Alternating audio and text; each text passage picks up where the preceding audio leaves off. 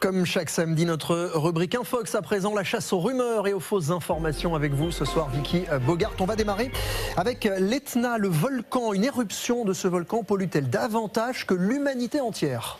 C'est une infox qui circule régulièrement sur les réseaux sociaux, à l'image de cette publication vue plus de 2,5 millions de fois.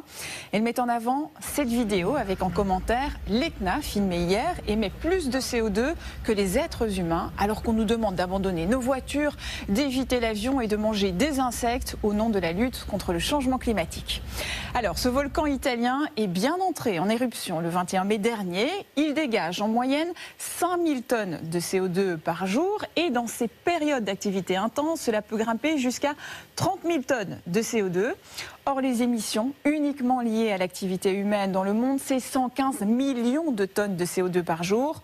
De manière générale, tous les volcans représentent entre 0,1 et 1% des émissions de CO2 liées à l'activité humaine. On poursuit avec Elon Musk qui serait en couple. C'est bizarre, mais il serait en couple avec une femme robot. C'est surtout faux. Le milliardaire n'est pas en couple avec un robot et il compte encore moins l'épouser. Une série de publications sur Internet le laisse pourtant penser.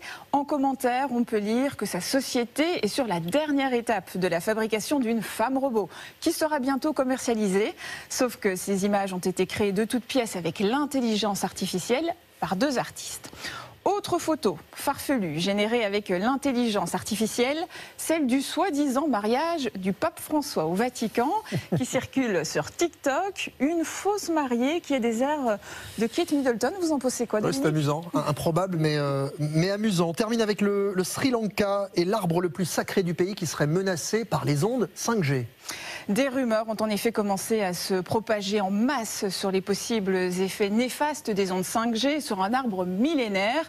Ces feuilles auraient commencé à tomber. Signe de l'importance de ce ficus, le président sri-lankais a aussitôt dépêché une équipe d'experts.